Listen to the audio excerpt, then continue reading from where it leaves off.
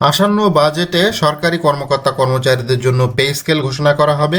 সেই লক্ষ্যে সরকার এবং অর্থ মন্ত্রণালয় জোরে সোরে কাজ করতেছে এবং পে স্কেলের জন্য জরুরি যে অর্থ বরাদ্দ সেটা রাখা হচ্ছে আগামী বাজেটে এবং আগামী বাজেটেই পে স্কেল ঘোষণা হচ্ছে এমনটা খবর পাওয়া গিয়েছে। এবং সরকার এখানে যথেষ্ট আন্তরিক আছে। প্রধানমন্ত্রী বলেছে, অর্থমন্ত্রী প্রধানমন্ত্রীর সাথে বৈঠক করেছে এবং পে স্কেল বাস্তবায়ন নিয়ে সরকার যথেষ্ট আন্তরিক আছে। আসন্ন জাতীয় বাজেটে সামনে রেখে নবম পে স্কেল দ্রুত বাস্তবায়নের লক্ষ্যে গেজেট প্রকাশের দাবিতে ঢাকায় কেন্দ্রীয় প্রতিনিধি সমাবেশ ও আলোচনা সভার ঘোষণা দিয়েছে বাংলাদেশ সরকারি কর্মকর্তা কর্মচারী কল্যাণ সমিতি এর কমিটি। আসন্ন বাজেটে যাতে এটার বিষয়ে একটা সুস্পষ্ট ধারণা দেয় সরকার, সেটার জন্যই মূলত এই আলোচনা সভা আয়োজন করা হয়েছে।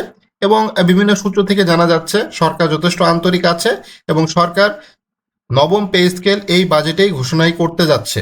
তো শনিবার 2 মে সাংগঠনের যে আহ্বায়ক আব্দুল মালেক এক সংবাদ বিজ্ঞপ্তিতে তিনি এই তথ্য জানান।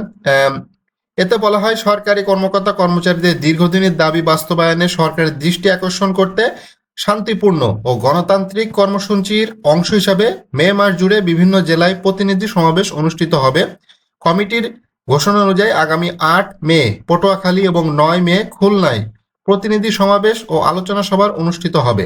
এছাড়া আগামী 16 মে ঢাকা জাতীয় প্রেস ক্লাবে কেন্দ্রীয় প্রতিনিধি সমাবেশ ও আলোচনা সভার আয়োজন করা হবে। সংগঠনের নেতারা জানান, গত 11 বছরে 2টি পে স্কেল কার্যকর হওয়ার কথা থাকলেও সরকারি কর্মচারীরা এখনো পর্যন্ত কোনো পে স্কেল পায়নি। দ্রব্যমূল্যের ঊর্ধ্বগতি, নিম্ন গ্রেডভুক্ত কর্মচারীরা চরম আর্থিক সংকটে পড়েছে।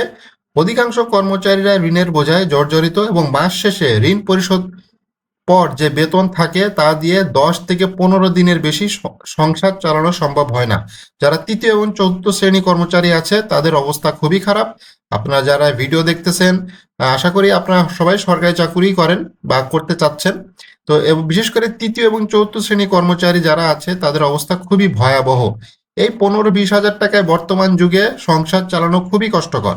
ফলে বাধ্য হয়ে অনেকে নতুন করে ঋণগ্রস্ত হচ্ছে। সংগঠনটির মতে আগামী 2026-27 অর্থবছরে বাজেটে নবম পে স্কেল বাস্তবায়নের জন্য বরাদ্দ না রাখা হলে সরকারি কর্মচারীদের মধ্যে অসন্তোষ ও ক্ষোভ বাড়তে পারে। দেশে উন্নয়নে 22 লক্ষ সরকারি কর্মচারীরা গুরুত্বপূর্ণ ভূমিকা রাখলেও তাদের জীবনমান উন্নয়নে কার্যকর পদক্ষেপ নেওয়া হয়নি। আসন্ন বাজেটে প্রয়োজনীয় বরাদ্দ দিয়ে 22 লক্ষ কর্মচারীদের পরিবারের মুখে হাসি ফোটানো তাদের প্রত্যাশা।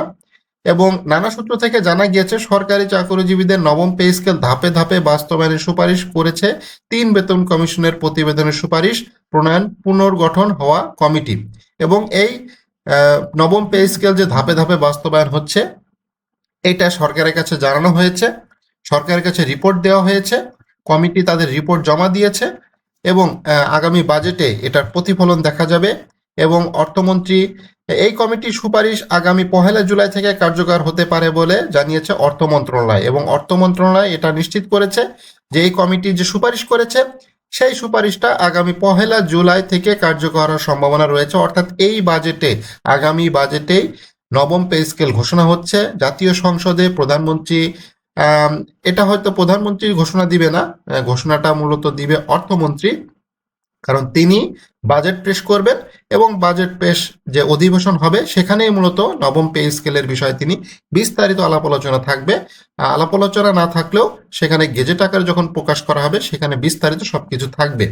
এবং এটাও ঠিক যে ধাপে ধাপে যেহেতু বাস্তবায়ন হচ্ছে, সেখানে ভাতা কিভাবে পরিশোধ হবে, কোন অর্থ বছর থেকে ভাতাগুলো দেওয়া হবে, সেই বিষয়গুলো বিস্তারিত থাকবে।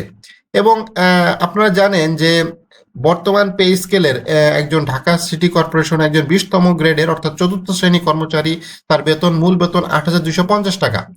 তো সব মিলায় তার বেতন আসে 16,950 টাকায়। 16,950 টাকায় ঢাকা শহরে তো বাসা ভাড়ায় দিতেই 16,950 টাকা চলে যায়। তা আর কি খেয়ে থাকবে আপনারা তো সবাই জানেন।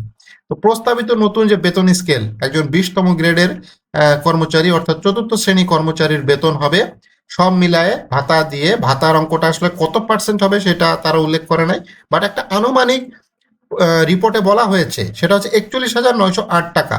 এই টাকা বেতন হলে মোটামুটি কিছুটা হলেও চলা সম্ভব, যেহেতু সে চাকরির প্রথম দিন হিসেবে 41,908 টাকা পাচ্ছে। এর পরবর্তীতে তার ইনক্রিমেন্ট লাগবে, আরো অনেক সুবিধা সে পাবে, তখন বেতন আরো বাড়বে।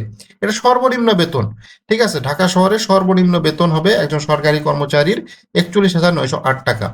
এভাবে করে 20 থেকে 19, 18 একদম সর্বোচ্চ গ্রেড যারা আছে তাদের তো বেতন অবশ্যই বাড়তেছে, এবং আগামী অর্থ বছর থেকেই এই নবম পে স্কেল ঘোষণা হচ্ছে। সরকার সেই লক্ষ্যে কাজ করতেছে। সচিব কমিটি রিপোর্ট দিয়ে দিয়েছে এবং অর্থ মন্ত্রণালয় নিশ্চিত করেছে সচিব কমিটি যে রিপোর্ট দিয়েছে এই রিপোর্ট বাস্তবায়ন করা হবে আগামী বাজেটে।